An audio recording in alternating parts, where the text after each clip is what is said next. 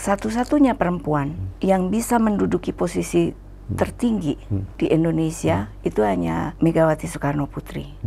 Apa yang menyebabkan mereka itu tidak bisa mencapai posisi politik yang setinggi Ibu Megawati?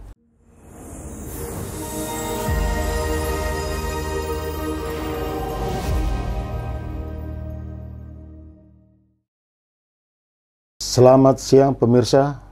Pada siang hari ini kita jumpa lagi, bertemu dan berbincang-bincang dengan seorang penulis senior, Christine Samah, seorang penulis perempuan yang cukup berpengaruh dalam bacaan-bacaan literasi di masyarakat tentang situasi sosial dan politik pada hari ini. Selamat siang Mbak Christine, Selamat apa kabar? siang, kabar baik. Sehat-sehat selalu ya? Sehat-sehat, alhamdulillah. Ya, apa kegiatannya sekarang ini? Menulis lah. Tetap menulis. Iya. Jadi Mbak Christine, apa yang melatar belakangi Mbak Christine sebagai seorang tadinya wartawan, kemudian sekarang menjadi seorang penulis? Iya, ternyata 2023 ini tepat 10 tahun saya menjalani profesi sebagai penulis. Mbak Christine, kira-kira mengapa Mbak Christine itu lebih tertarik untuk menulis hal-hal yang sifatnya politik? Karena politik biasanya oleh perempuan itu merupakan sesuatu yang harus dihindari, kemudian nggak perlu tahu seperti itu. Tapi mengapa Mbak Christine itu justru mengambil perempuan sebagai objek untuk ditulis? Politik sebagai objek untuk ditulis.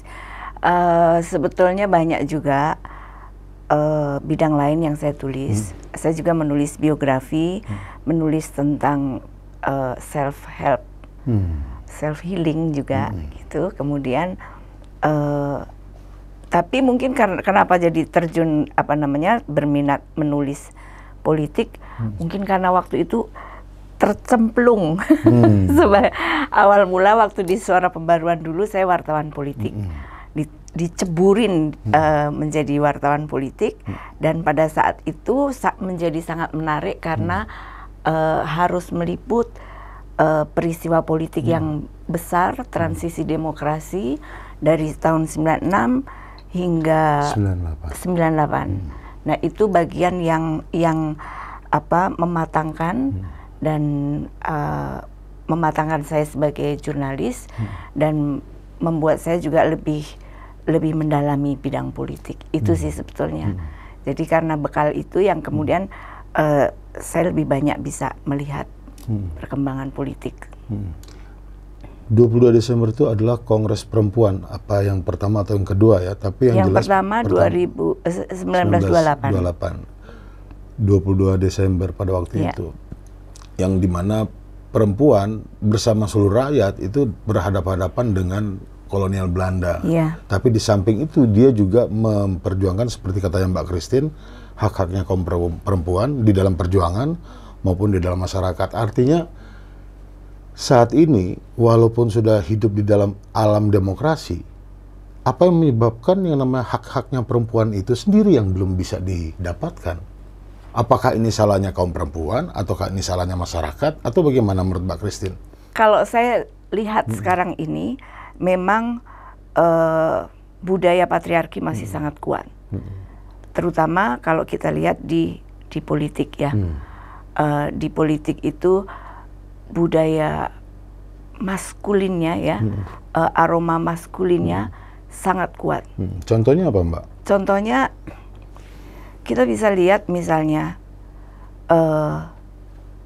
siapa sih tokoh perempuan yang masuk ke politik saat ini, yang cukup berperan, yang bisa berperan dengan sangat baik dan mendapat penghargaan yang sewajarnya di Indonesia ini. Saya tidak melihat ada penghargaan yang wajar pada perempuan-perempuan yang masuk dunia politik.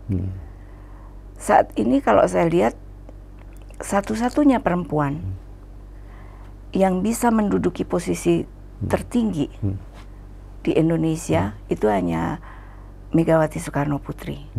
Mengapa demikian Mbak berpikir demikian? Itu pun harus melalui proses yang sangat panjang dan teruji dari perjuangannya waktu masih diintimidasi pada zaman Orde Baru, saya ikut melihatnya juga pada masa transisi demokrasi hingga pada sekarang. Waktu itu Mbak Christine meliput sebagai wartawan juga ya? Iya, waktu tahun-tahun pertama menjadi jurnalis. Yang saya lihat, segigih apapun perjuangan perempuan, dalam hal ini saya lihat dalam Megawati, saat ini seperti masih kurang mendapat apresiasi dari masyarakat, termasuk dari perempuan sendiri. Ini yang saya lihat, maskulinitas dalam politik itu sangat kuat. Bahkan saya juga melihat perempuan kurang menghargai sesamanya. Nah, ini yang menjadi refleksi ya bagi kaum perempuan Indonesia, bahwa kalau perempuan mau maju, kita harus menghargai perjuangan sesama perempuan. Perempuan sudah saatnya mendukung kaum perempuan juga, karena kalau itu tidak dilakukan, tidak akan ada yang diberikan secara cuma-cuma. Kalau perjuangan perempuan itu tidak didukung oleh kaumnya, tidak akan ada laki-laki yang akan memberikannya secara cuma-cuma. Tapi ini harus kita pahami ya, dalam arti perjuangan perempuan itu dalam arti bukan hanya kaum perempuan, tapi perspektif gendernya juga. Artinya laki-laki bisa juga memiliki perspektif gender, kepedulian pada perjuangan pada kaum perempuan.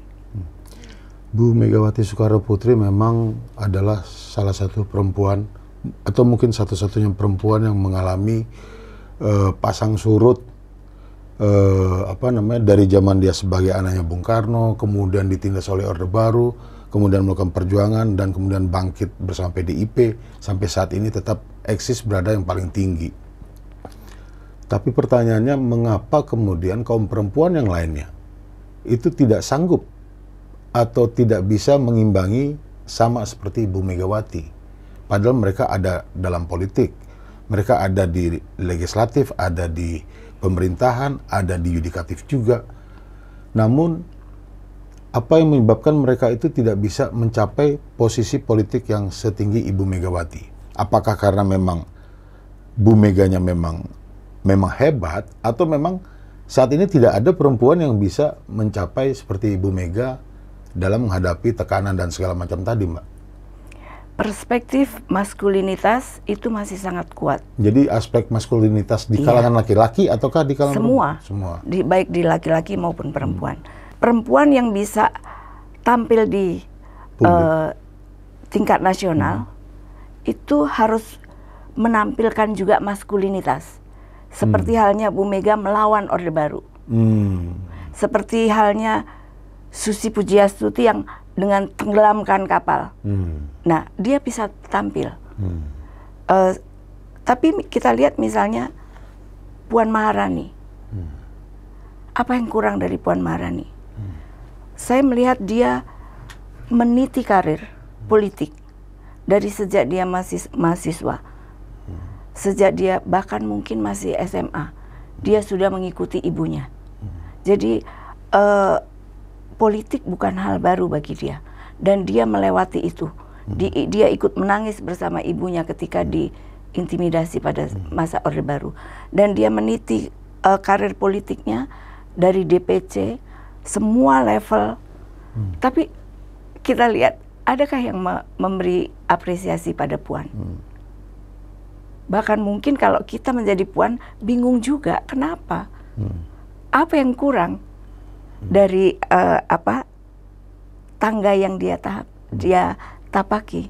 Dia mulai dari SMA, dia udah ikut ibunya menjadi anggota DPC, dari DPC, kemudian jabatan politik juga ikuti, menjadi anggota DPR, kemudian menjadi ketua DPR, dan sebelumnya menjadi Menteri Menko PMK. Menjadi Menko PMK.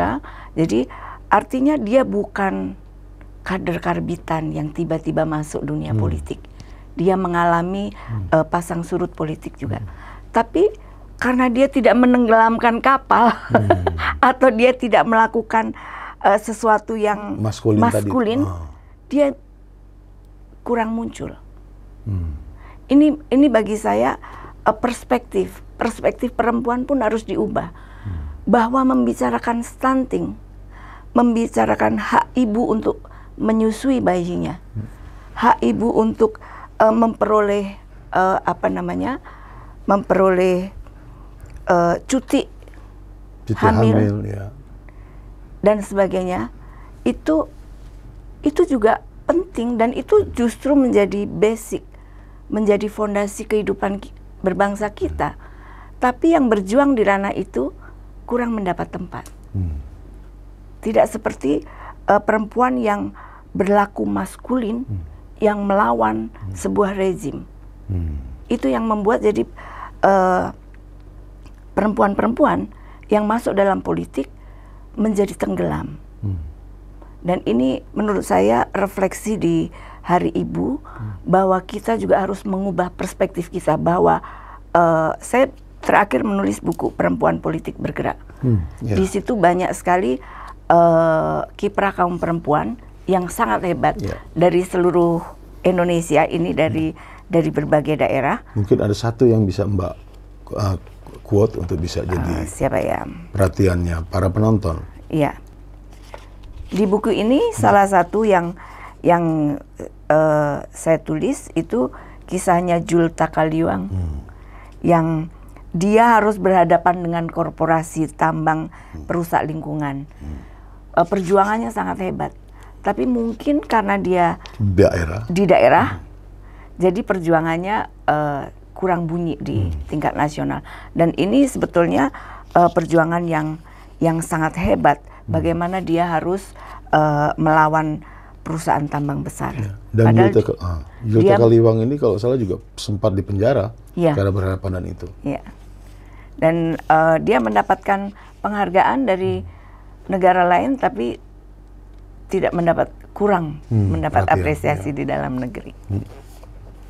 Ya, Mbak, itu satu sisi kita melihat secara umum ya, mengapa perempuan kemudian kesulitan untuk bisa bangkit menjadi sebesar atau paling nggak mengejar Megawati, atau Puan sendiri bisa mengejar Megawati seperti itu. Kalau dulu di zamannya di Kongres Wanita tahun 28 kemarin itu, ada banyak organisasi-organisasi yang memfasilitasi perempuan. Ada banyak organisasi perempuan juga yang bangkit berjuang melawan kolonial. Pada saat ini itu kan tergantikan di dalam organisasi-organisasi atau LSM-LSM perempuan atau bahkan partai. Megawati sendiri adalah seorang pimpinan, orang pucuk paling tinggi di Partai Demokrasi Indonesia Perjuangan. Apakah Megawati juga ikut berperan untuk mengangkat perannya kaum perempuan yang lainnya, politisi perempuan lainnya untuk ikut berjuang sama seperti dia? Saya melihat begini, perjuangan Megawati untuk kaum perempuan itu lebih substansial dari sekedar menolong atau mengangkat satu orang kader untuk menjadi sesuatu. Tapi kalau kita baca di buku The Brave Lady misalnya, ketika Megawati menjadi presiden, banyak sekali keputusan-keputusan, banyak sekali undang-undang yang dihasilkan yang berperspektif gender. Banyak undang-undang yang dihasilkan membela kaum perempuan. Itu kan substansial. Dan tidak untuk satu dua orang, tapi seluruh perempuan Indonesia, seluruh rakyat Indonesia bahkan, ya kan. Terus di bulan September tahun ini, Megawati mendapat penghargaan untuk gerakan stunting. Mungkin tidak banyak orang yang memberi apresiasi pada penghargaan pada penanganan stunting. Padahal itu penanganan stunting itu bukan hanya untuk perempuan, bukan hanya untuk ibu dan anaknya, tapi untuk generasi, untuk bangsa kita yang akan menghadapi Indonesia Emas. Selalu digemar-gemborkan Indonesia Emas 2045. Mungkin Mbak bisa ceritakan di mana hubungan antara Megawati dengan kebijakan stunting dan penanganan gizi buruk dan gizi buruk kronis tadi itu, Mbak? Mungkin ada satu peristiwa di mana Megawati ikut terlibat atau bagaimana, Mbak? Sehingga dia mendapatkan penghargaan tersebut yang tidak diketahui oleh publik. Sebagai ketua umum partai besar, Megawati menggerakkan kadernya dan seluruh kepala daerah yang diusung oleh PDI Perjuangan untuk mengatasi masalah stunting. Di situ ya. Itu pesan elektoralnya di mana? Dibandingkan dengan membagi sumbangan bantuan cuma-cuma, ya kan? Tapi kebijakan itu ketika diimplementasikan itu bisa menggerakkan sekian banyak secara sistematis kepala daerah. Saya tidak melihat perbandingan dari partai politik yang lain ya, tapi yang saya tahu ini kan bukan hal yang populis untuk elektoral. Juga ketika dia menyuarakan untuk menanam pohon, pohon-pohon itu tidak akan menambah suara pada saat pemilu. Tapi itu selalu dilakukan. Itu kan perspektif yang bagi saya perspektif yang harus dihargai, yang harus kita apresiasi. Jadi kalau melihat politik, jangan hanya melihat berapa banyak anggota DPR berapa banyak perempuan di dalam yang DPR. Bisa masuk di DPR, berapa banyak yang bisa hanya angka. Padahal kualitas dari kebijakan itu juga harus kita apresiasi dan sangat penting. Perempuan itu sebetulnya bisa bangkit seperti Megawati dan Puan, tapi persoalannya itu adalah karena perempuan ini sendiri-sendiri, walaupun ada organisasi, walaupun ada LSM perempuan, walaupun ada partai yang dipimpin oleh perempuan, tapi itu nggak pernah bisa terjadi. Gitu. Apakah ini kelemahan individualnya, ataukah kelemahan organisasinya, atau seperti kata Mbak, ini karena perspektif, cara pandang. Artinya kalau cara pandang kan seharusnya lebih kuat lagi untuk melawannya. Iya. Antara individu, organisasi, tokoh-tokoh itu harus lebih kuat lagi. Nah pada 2023 ini, itu belum kelihatan untuk bisa merubah perspektif tersebut. Sekarang menurut Mbak bagaimana? Mengubah cara pandang memang bukan hal yang mudah. Iya. Merubah cara pandang, apalagi tren untuk politisasi kaum perempuan itu kan tinggi sekali juga. Memanfaatkan perempuan. Nah, tapi melalui Hari Ibu 2023 ini, saya sih ingin mengajak seluruh perempuan Indonesia untuk mengubah cara pandang. Kalau ada yang mengatakan bahwa perempuan itu nggak bisa kumpul dengan perempuan untuk maju, itu sebetulnya adalah kampanye buruk yang sudah harus ditinggalkan. Bahwa saat ini seharusnya dibangun solidaritas kaum perempuan untuk mendukung perempuan untuk maju, untuk lebih banyak merebut ruang-ruang publik. Jadi kalau ada perempuan yang masuk di DPR, mencalonkan diri di eksekutif atau menjadi apapun, mari kita dukung. Jangan cari jeleknya. Ya, tapi cara pandang itulah yang harus kita ubah dulu. Kalau ada yang mengatakan perempuan kalau kumpul dengan perempuan pasti berantem deh, itu adalah politik pecah belah untuk kaum perempuan. Jangan percaya. Saya percaya perempuan bisa dukung perempuan.